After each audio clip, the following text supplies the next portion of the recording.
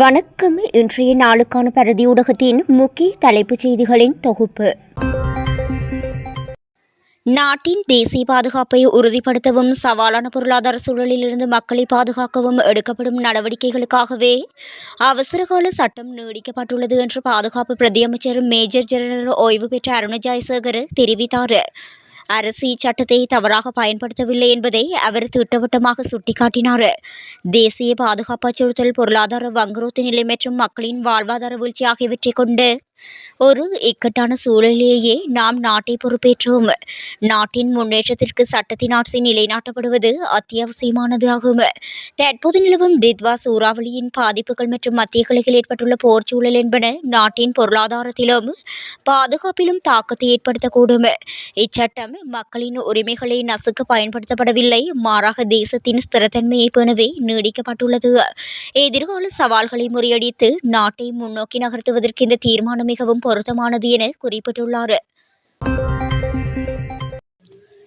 மன்னார் சாந்திபுரம் 50 வீட்டு திட்ட பகுதியில் உள்ள வீடொன்றில் கடந்த இரவு இடம்பெற்ற திருட்டு சம்பவத்துடன் தொடர்புடைய 4 பெண்கள் கைது செய்யப்பட்டுள்ளனர். கைதானவர்களிடமிருந்து திருடப்பட்ட பல லட்சம் ரூபாய் பெறுமதியான நகைகள் மற்றும் பெருந்தொகை பணம் என்பவற்றை போலீசார் மீட்டுள்ளனர். இதன்போது தாலிக்கொடி, சங்கிலி, காப்பு உள்ளடங்களாக 15 பவுன் தங்க நகைகளும் 4,35,000 ரூபாய் பணமும் காணாமல் போயுள்ளதாக அந்த முறைப்பாட்டில் தெரிவிக்கப்பட்டிருந்தது. இதற்கமைய முன்னெடுக்கப்பட்ட விசாரணைகளுக்கமைய சந்தேக நபர்கள் கைது செய்யப்பட்டனர். கைதானவர்களிடமிருந்து திருடப்பட்ட சுமார் 56 லட்சம் ரூபாய் மதிப்புள்ள 15 பவுன் தங்க நகைகள் மற்றும் பணம் என்பன முழுமையாக மீட்கப்பட்டுள்ளன. கைது செய்யப்பட்ட 4 பெண்களும் தற்போது மன்னார் போலீஸ் நிலையத்தில் தடுத்து வைக்கப்பட்டு விசாரணைகளுக்கு உட்படுத்தப்பட்டு வருகின்றனர். இலங்கையின் உத்தியோகபூர்வ அந்நிய செலாவணி கையிருப்பு கடந்த 2020ஆம் ஆண்டு ஆகஸ்ட் மாதத்திற்கு பின்னர் முதன்முறையாக $7 பில்லியன் தாண்டியுள்ளதாக இலங்கை மத்திய வங்கி அறிவித்துள்ளது. கடந்த ஜனவரி மாதம் $6.832 பில்லியன் இருந்த உத்தியோகபூர்வ கையிருப்பு பிப்ரவரி மாத இறுதியில் $7.284 பில்லியன் அதிகரித்துள்ளது. பொருளாதார நெருக்கடியிலிருந்து இலங்கை மீண்டு வரும் நிலையில் வெளிநாட்டு தொழிலாளர்களின் பணப்பரிமாற்றம் மற்றும் சுற்றுலாத்துறை மூலமான வருமானம் போன்ற காரணிகள் அந்நிய செலாவணி கையிருப்புக்கு அதிகரிப்புக்கு முக்கிய பங்களிப்பு வழங்கியுள்ளதாகவும் தெரிவிக்கப்படுகின்றது. சர்வதேச போர்ச்சூழல் இலங்கையின் பொருளாதாரத்தில் ஏற்படக்கூடிய தாக்கங்கள் குறித்து ஜனாதிபதி அனுரகுமார திசாநாயக்க விளக்கம் அளித்துள்ளார். இலங்கை மத்திய வங்கி சமீபத்தில் பொருளாதார நிலைமை தொடர்பான முன்னறிவிப்புகளை அரசாங்கத்திற்கு வழங்கியுள்ளது.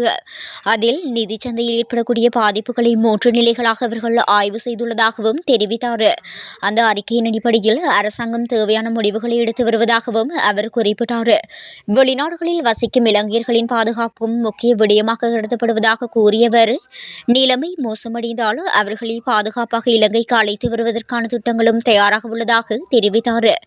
இலங்கைக்கு வருகை தந்துள்ள சுற்றுலா பயணிகளின் பாதுகாப்பையும் உறுதிப்படுத்த அரசு நடவடிக்கை எடுத்து வருவதாகவும் நாட்டை விட்டு வெளியேற முடியாத சுற்றுலா பயணிகளுக்கு 2 வார கால இலவச விசா வழங்குவது உள்ளிட்ட மாற்று ஏற்பாடுகளும் பரிசீலிக்கப்படுவதாகவும் அவர் கூறினார்.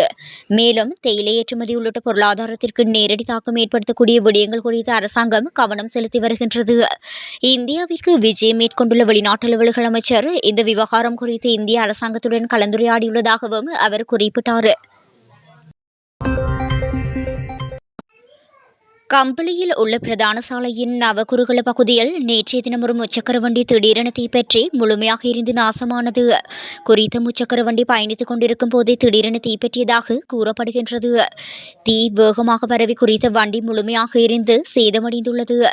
எனினும் அதில் பயணித்திருந்தவர்கள் அதிர்ஷ்டவசமாக உயிர் தப்பியுள்ளதாக தெரிவிக்கப்படுகின்றது. சம்பவம் தொடர்பான மேலதிக விசாரணைகளை கம்பளை போலீசார் மேற்கொண்டு வருகின்றனர். அதிபர் சேவை மற்றும் அரசு சேவையின் பல துறைகளில் நிலவும் சம்பள முரண்பாடுகளுக்கு தீர்வு காண்பதற்காக இந்த ஆண்டில் சம்பள ஆணைக்குழு ஒன்று நிறுவப்படும் என பிரதமர் கலாநிதி ஹரணி அமரசூரிய தெரிவித்துள்ளார். பாராளுமன்றில் இடம்பெற்ற அமர்வில் உரையாற்றிய போது இதனை தெரிவித்தார். இந்த முரண்பாடு தொடர்பாக தொடர்ந்து ஆராய்ந்து ஒரு தீர்வை பெறுவதற்கு நாம் முயற்சித்து வருகின்றோம். அரசாங்கத்தின் கொள்கையின்படி இந்த ஆண்டு சம்பள ஆணைக்குழு ஒன்று நியமிக்கப்படவுள்ளது. அதன் மூலமாகவே இம்மால் நிலையான தீர்வை வழங்க முடியும். கடந்த காலங்களில் சம்பள உயர்வுகள் வழங்கப்பட்ட விதம் காரணமாக கல்வித்துறையில் மட்டுமன்றி பல துறைகளிலும் நெருக்கடிகளும் முரண்பாடுகளும் ஏற்பட்டுள்ளன. இதற்கு நிலையான தீர்வு அவசியம் என்பதால் சம்பள ஆணைக்குழு ஊடாக தீர்வை தேட முயற்சிக்கின்றோம். அதில் அதிபர்களின் பிரச்சினைகள் குறித்து விசேடமாக பரிந்துரைகளை முன்வைக்க நாம் எதிர்பார்க்கிறோம் என்று பிரதமர் தெரிவித்துள்ளார். கொழும்பு நீதவான் நீதிமன்ற கூண்டுக்குள் வைத்து கனிமுள்ள சஞ்சீவ சுட்டுக் கொல்லப்பட்ட சம்பவத்தின் முக்கிய சந்தேக நபர்களுக்கு ஆதரவளித்ததாக கருதப்படும் கேகல்பத்திர பத்மி என்பவரை மேலும் 90 நாட்கள் தடுத்து வைத்து விசாரணை செய்ய கொழும்பு மேலதிக நீதவான் அசங்க எஸ் போதரகமன் நேற்று முன்தினம் வியாழக்கிழமை குற்றப்புலனாய்வு திணைக்களத்திற்கு அனுமதி வழங்கினார். பாதாள உலக குழு உறுப்பினர் என கருதப்படும் கேகல்பத்திர பத்மி ஏற்கனவே 90 நாட்கள் தடுத்து வைக்கப்பட்டு விசாரணைக்கு உட்படுத்தப்பட்டிருந்தார். கனிமுள்ள சஞ்சீவ படுகொலைக்கு உதவியதாக குற்றம் சுமத்தப்பட்ட தற்போது விளக்கமறியலில் வைக்கப்பட்டுள்ள கம்பஹா மாவட்ட குற்றத்தடுப்பு பிரிவின் முன்னாள் உப போலீஸ் பரிசோதகர் நிரோஷன் உதித் உதயசாந்தாவுக்கு எதிரான வழக்கு நேற்றைய தினம் விசாரணைக்கு எடுத்துக் கொள்ளப்பட்ட போதே இந்த மேலதிக விசாரணை அறிக்கை நீதிமன்றில் சமர்ப்பிக்கப்பட்டது. மேலும் இந்த கொலை சம்பவம் தொடர்பான விசாரணைகள் இன்னும் நிறைவடையவில்லை என்றும் சந்தேக நபரிடம் மேலதிக விசாரணைகளை முன்னெடுக்க வேண்டியுள்ளதால் தடுத்து வைப்பதற்கான அனுமதியை வழங்குமாறும் குற்றப்புலனாய்வு திணைக்களம் நீதிமன்றத்திடம் கோரியிருந்தது. இதனை கருத்தில் கொண்ட நீதிமன்றம் சந்தேக நபரை தடுத்து வைத்து விசாரிக்க அனுமதி அளித்தது.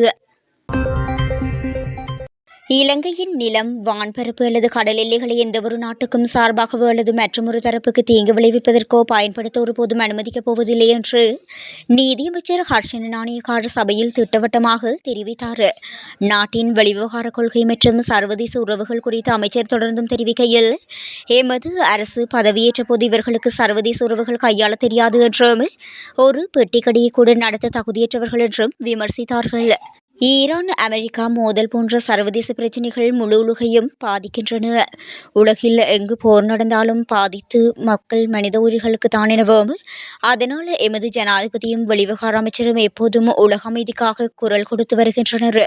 இலங்கை ஒரு சிறிய நாடாக இருந்தாலும் எமது அரசின் தன்னம்பிக்கையும் மனசாட்சியும் மிகப்பெரியது.